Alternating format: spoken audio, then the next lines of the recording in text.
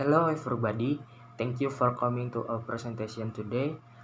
Before this video start, I would like to introduce myself. My name is Andrew Panjidamai and my fellow partners are Dina Aulia, Fatima Ajahra, and Julia Dwi Aryani. Our presentation is about creating an interactive classroom. The material include exploring interaction, initiating interaction, questioning strategies, group work, the standard bearer of CLT, and the last myth of about the group work. So let's start the presentation. The first material is about exploring interaction. So what is exploring interaction mean? Crucially, in a classroom, it's through language in interaction that we access new knowledge, acquire and develop new skill, identify problems of understanding, deal with breakdown and communication, and establish and maintain relationship. Jadi di sini maksudnya adalah bagaimana di dalam sebuah kelas melalui bahasa kita saat berinteraksi dengan orang, kita dapat mengakses pengetahuan yang baru, mendapatkan dan mengembangkan skill-skill yang baru, mengidentifikasi masalah mengenai pemahaman, dan memperbaiki kesalahan saat kita berkomunikasi dan menjaga hubungan tersebut, karena hal tersebut juga merupakan tujuan atau goal dari pembelajaran itu sendiri. Exploring interaction divided into three sections. First is interactive principle, second is interactive teacher, and the third is interactive student. I will explain you about interactive principle. Interaction is a collaborative exchange of thoughts, feelings, or ideas between two or more people which produce a mutual effect with one another. Interactive can also function as an approach in learning or teaching language. Here are some relationship between interaction and major principle of second language acquisition. The first is automaticity. Learners are thus freed from keeping language in controlled mode and can easily proceed to automatic modes of processing. Jadi di sini siswa itu dibebaskan dari mode yang mengontrol bahasa mereka dan bisa dengan mudah melanjutkan memproses dengan sendirinya. Intrinsic motivation.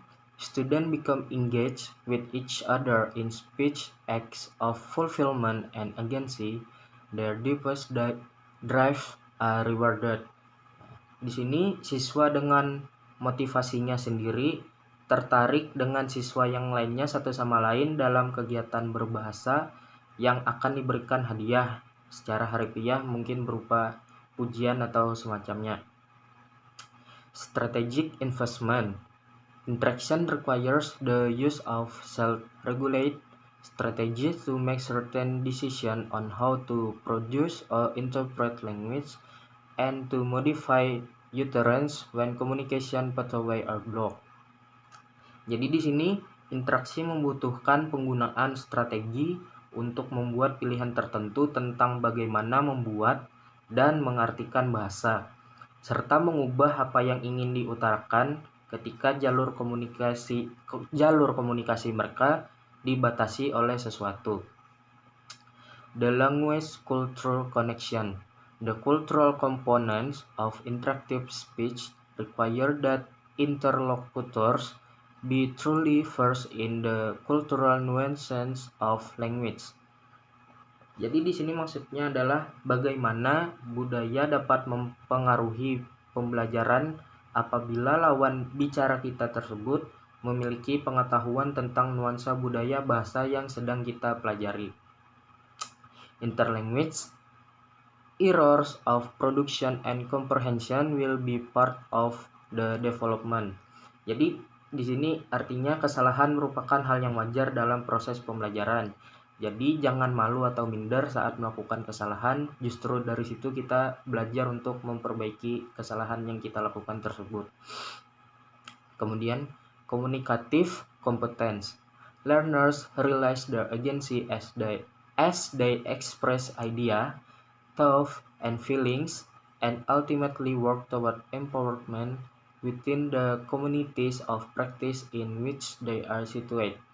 Jadi di sini adalah siswa harus menyadari pengetahuan milik mereka dirinya sendiri saat mereka ingin mengekspresikan ide ataupun pemikiran untuk melancarkan komunikasi mereka dengan orang lain. Interactive teacher is a teacher who fully aware of the group dynamics of a classroom and can also play many roles in the course of teaching. Some of those roles are teacher as a controller, a role that in charge of every moment of a lesson. Jadi di sini gurunya selalu menjadi pusat perhatian selama pembelajaran berlangsung.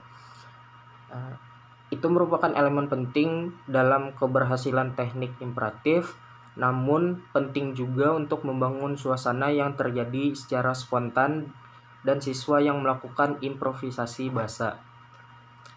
Teacher as director, a role that have motive to engage student in the real life drama or improvisation, as its communicative even bring its own uniqueness.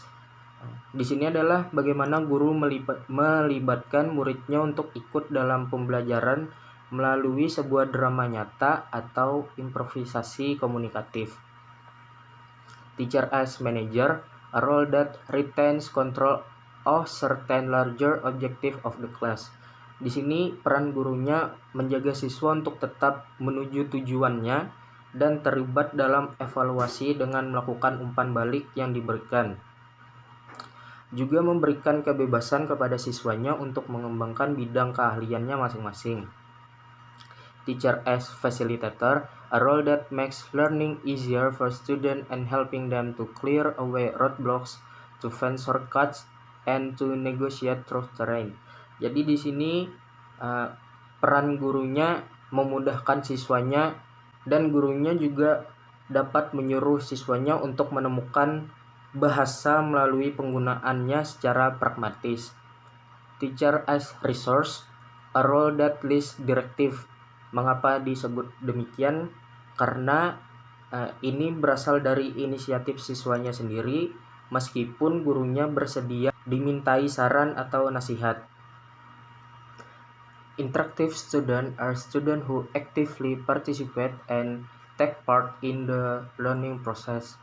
Some of the characteristic of interactive student are take initiative. Jadi di sini mereka lebih menunjukkan inisiatifnya selama proses pembelajaran, baik itu dalam tanya jawab atau memberikan opini dan membagikan beberapa ide mereka selama pembelajaran. Seek information.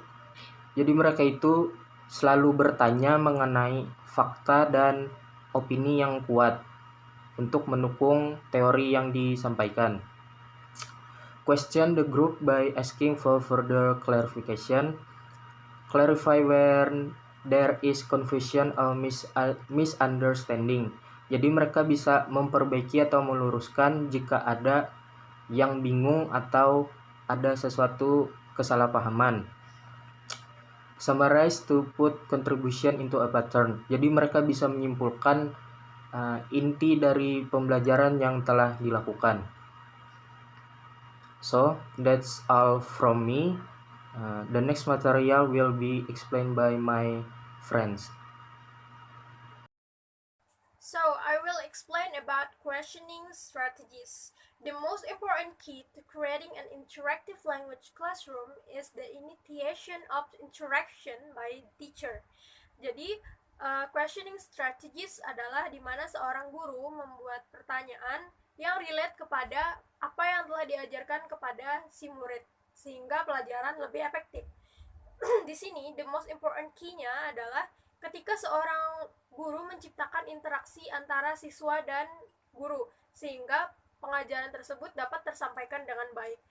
Kemudian saya jelaskan function and advantages of teacher's question. Jadi di sini yang pertama, teacher question gives students the impetus and opportunity to practice language comfortably without having a race initiating language themselves. Jadi di sini siswanya itu diberikan kesempatan oleh guru untuk menjawab pertanyaan sehingga si siswa ini tidak perlu lagi bertanya kepada gurunya karena gurunya sudah bertanya.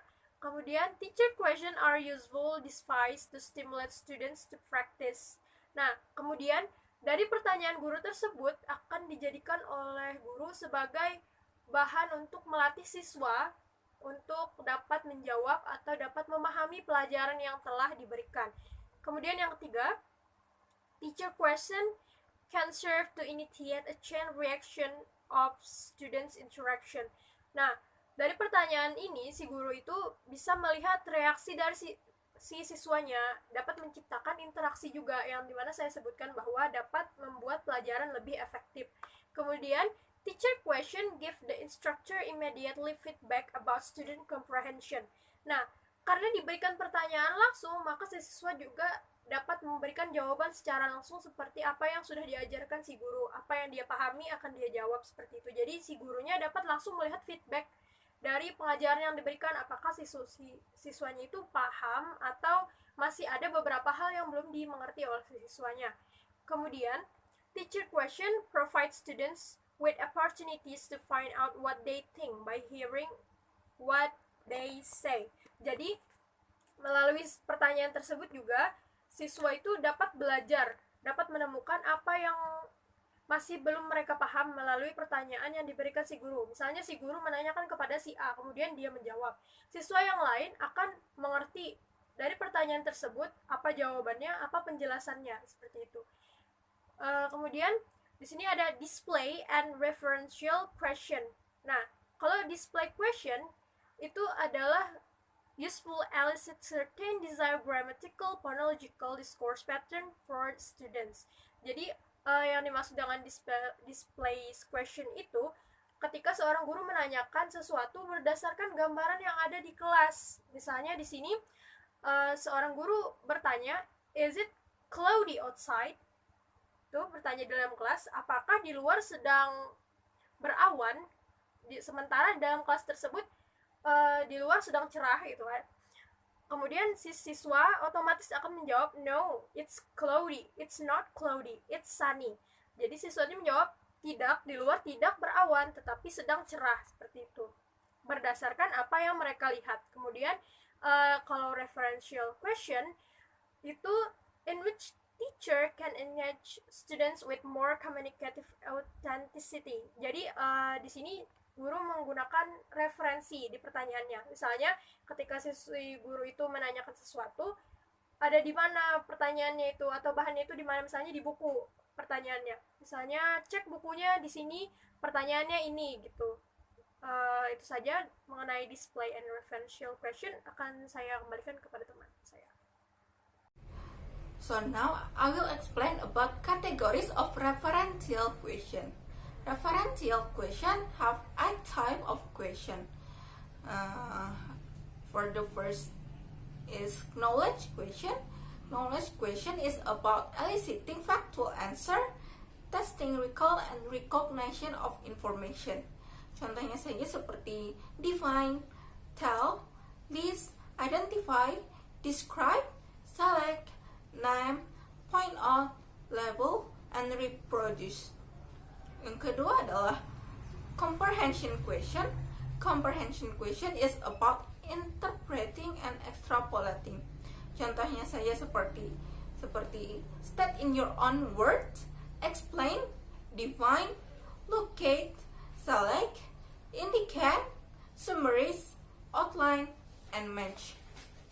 Yang ketiga adalah application question. Application question is about applying information heard or read to new situation.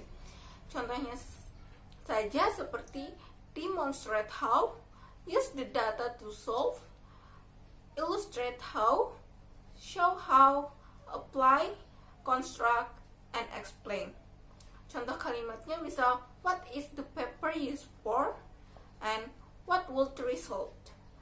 Yang keempat adalah inference question. Inference question is about forming conclusions that are not directly stated in instructional material. Contohnya saja, how, why, what did she mean by, what does the author believe, What conclusion can you draw from the text? Yang kelima adalah analysis question. Analysis question is about breaking down into part and relating part to the whole. Contohnya, distinguish, diagram, chart, plan, deduce, arrange, separate, outline, classify, contrast, compare, and categories. Contoh kalimatnya seperti what is the relationship between, what is the function of blah blah blah, and what motive. Yang ketujuh is synthesis question. Synthesis question is about combining elements into a new pattern. Contohnya saja seperti compose, combine, estimate, invent, choose, hypothesis, will, solve, design, develop. Contoh kalimatnya, what if blah blah blah. How would you task? What would you have done in this situation? What would happen if blah blah blah blah. Yang terakhir adalah evaluation question. Evaluation question is about making a judgment of good and bad, right or wrong according to some sets of criteria and stating why. Contohnya saja, evaluate, rate, divine, dispute, decide, which, select, judge, grade, verify, choose why. Contohnya, which is the best, which is more important, which do you think is more appropriate. So for the next is type of question that impact interactive learning.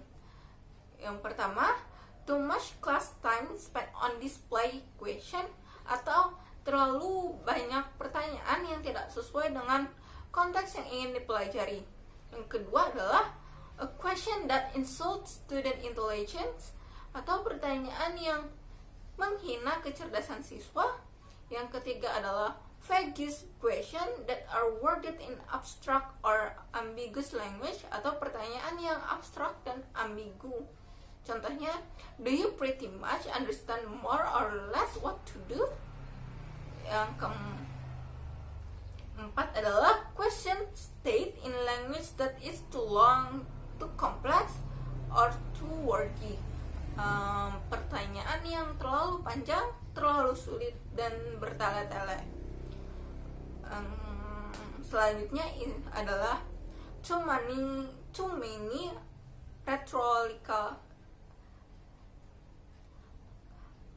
rhetorical question, atau pertanyaan yang jawabannya mengenai pendapat siswa. Yang terakhir adalah random question.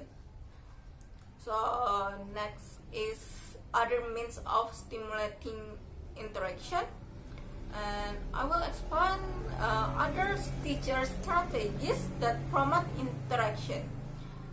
For the first is designing pair work and group work, atau tugas membagi tugas, memberikan tugas yang berpasangan atau tugas kelompok, giving command or direction, atau memberi perintah dan arahan. Contohnya seperti open your book. Kemudian using organization language. Kemudian react to student. Maksudnya di sini adalah memberi pujian atau pengakuan terhadap siswa.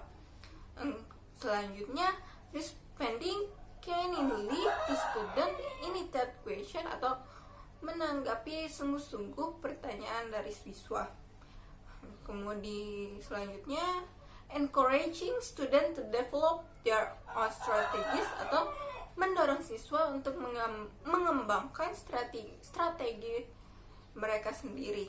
Yang terakhir adalah following short lecture or brief teacher monologue with design collaborative student text, atau merancang tugas siswa sesuai dengan penjelasan yang guru sampaikan.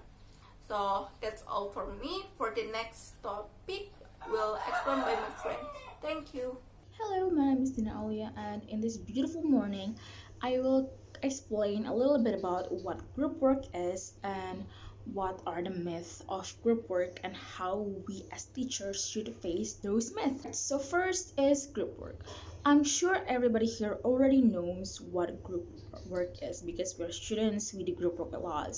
So, basically, group work is a form of voluntarily association benefiting from cooperative learning.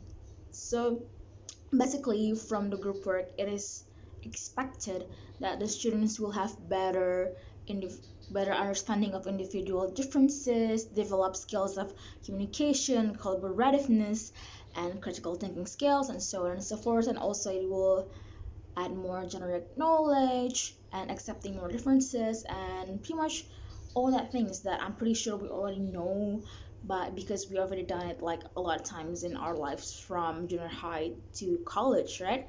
So for example, maybe as teacher we will give our students a video and we will divide the students into groups and you will tell the students to discuss about the video and you ask them questions and so on and so forth. So it's like that. I'm pretty sure it's really basic knowledge that we all already know. Alright, well, we all already know what group work is. Now let's dive into the myths of group work.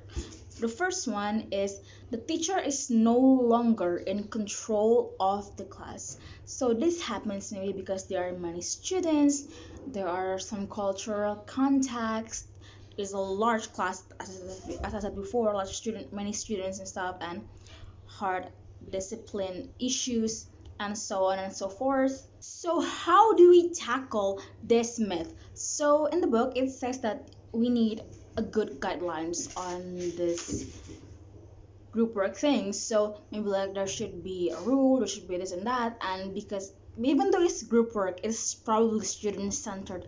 We as teacher we still can be the director, manager, facilitator, and resources. So basically, just with the good guidelines, we will still can take control of the class and the groups. Second myth is that students will use their native language. Now, this is something that we probably have done ourselves because maybe we felt insecure or we felt like we don't need to use our L2 language to discuss about our group work and stuff like that. And so how do we tackle this? Because it's actually quite a common problem, and in this activity we will kind of not going to incorporate if we don't incorporate our L2 language in our communication while doing group work, we will have less control and less use of L2 itself, which will make us not comprehend it better and not develop it better. So how do we tackle it? So because we are in the group, we should encourage the students, we should stress the fact that we need to use our L2. And then because it is in group, we need to make them feel safe because maybe they are afraid of being judged, making mistake. Tell them that it's okay because they're with their friends and it should be kind of like a safe place for them to discuss about their feelings and in L2 also. Alright, so the third myth is that students' errors will be reinforced in small groups. So they will kind of like talk about their mistakes in the group and we're afraid that they won't tell the teacher about the mistakes. So there's actually a research about the fact that teachers sometimes fix the students' mistakes too much, which will kind of like affect the students' development of understanding the L2. So therefore, reinforcing the errors in the group is actually a good thing because having errors in learning language is totally normal, and the fact that they will get and give feedback to their peers, to their friends, is a good thing because they kind of they kind of can understand each other better, and they'll get more confidence because it's their peers and they'll be more comfortable. So it's a good thing. Actually, we just have to watch them as they fix their mistakes and maybe add more stuff to it. The fourth myth is that teachers cannot monitor all groups at once. I think this still connects to the first one, which is that the student teacher cannot have control of the class. So first, obviously, we can have like good guidelines, and with that guidelines, we can watch over the groups and we can give them suggestion, criticism, ideas, and listen to them and things like that. Basically, we just need to pay attention to them. Back to the root of this myth itself, which is the guidelines. Basically, we just need to make like good guidelines. We just need to make like a really well, neatly written or planned guidelines that will make our group work activity be better, not like chaotic. Fifth myth is that some students prefer to work alone, which is kind of normal. Some people do feel that way. And how do we as teachers kind of encourage the students so that they will work together as a team? So here it's written that we need to make the student believe that language learning is not a skill that you can learn alone, because you need to communicate often and you need to express yourself. Like, you cannot just express yourself alone. You need someone to listen to, you need someone to speak to, and so on and so forth, because language is also communicating. You cannot just communicate alone. You need people to communicate with. Therefore, you need to convince your students saying that language is a communication, and communication needs social incorporation, and overall communicative competence will improve if they would work with people, which, as I said, improve the communication skill, and which will make them better at L2 as well. Last but not least, diverse student learning styles complicated the group work. I'm sure we all kind of have been here before, like maybe some students do this, some students do that. Like, it's just different because we are all different learning styles. Or maybe the talkative students talk too much, the quiet ones don't talk much. So how do we tackle this again? In my opinion, also kind of based on the book, we gotta go back to the first point and the